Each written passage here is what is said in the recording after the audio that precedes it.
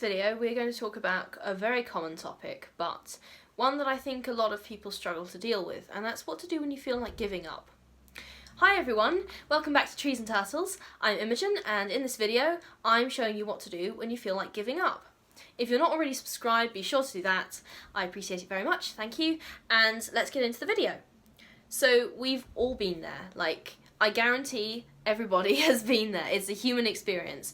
Inevitably, at some point, you're going to feel discouraged, demotivated, and like you want to give up. Maybe I should have filmed this video lying on the floor, because honestly, that is how I feel when I feel like giving up. I just want to lie on the floor and do nothing, because I feel like everything sucks, and I just want to give up. So, analyse why you feel like that. I often like to start this kind of thing with an analysis. So, did a setback discourage you? Are you tired? Do you feel inadequate? What is it? Why do you feel like giving up? So I think it's worth being quite gentle with yourself, because clearly you're in like a fragile emotional state, and clearly something has gone wrong, and I would like to give you a virtual hug, because it's not nice to feel like giving up. And if you think about it, maybe it was a setback and you're like, ugh, I can't do this, I'm not good at this, I think I should just give up on the whole project. Maybe you're tired, it's like you've been doing 12-hour days and you haven't slept very well, and you feel like just exhausted, and you're like, I should give up because I don't have the energy for this. Maybe you feel inadequate, maybe it's good old imposter syndrome, which I suffer from as well, so if you do, I see you. I always say this, but journaling can help here. So I sometimes, when I'm feeling like, ugh, I just want to give up, I grab my journal and I will just dump words on the page, and it's a mess. I promise you, it is a mess. Like, sometimes I'm reading back over and I'm like, this is not following a narrative structure at all. Anyway, the point is, sometimes it can help you find out why you feel like that. So, analyse is the first step.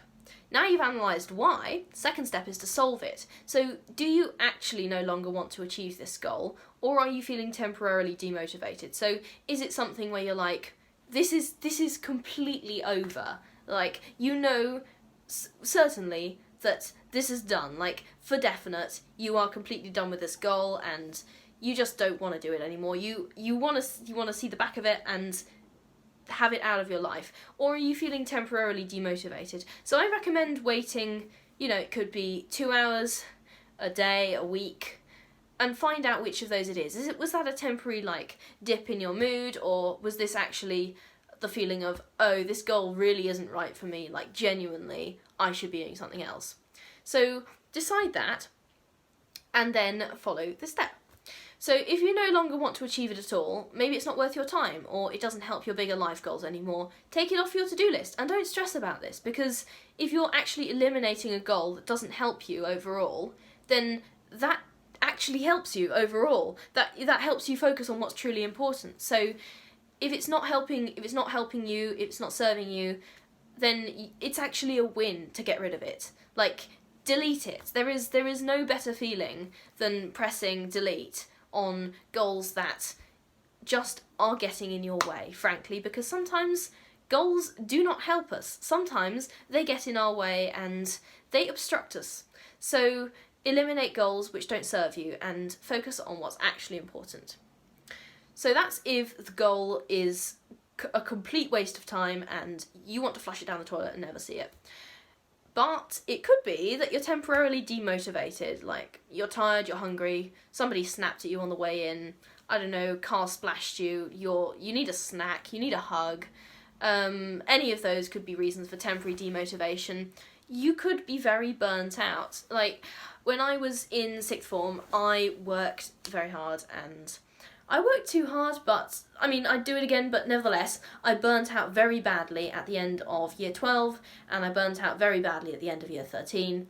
Less badly, because I'd learned how to manage my stress a bit better, but, both of those times I suffered very bad burnout, and I, just after the end of term, I slept and I didn't feel like doing anything, and it took me ages and ages and ages to get back on track. So that demotivation was prolonged, but nevertheless temporary. So take a short break, and it depends on how bad your burnout is, and I should probably do another video on burnout, because I have a lot to say about it. But anyway, take a short break, so it could be an hour off, You could have a nap, you could have a snack, go for a walk.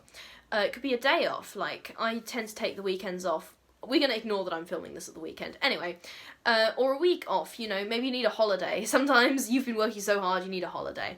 And that doesn't have to be anywhere fancy, you just take a week off and sleep in bed and watch your favourite TV shows, and that sounds good. Like, if you can, please do. Depending on how exhausted you're feeling, then come back. So, if you're temporarily demotivated, you're still going to do the goal, let's be real, but you need a break first, because you're not going anywhere at this point. Another tip is to hype yourself up. So, how badly do you want it? Remind yourself why you set this goal to begin with.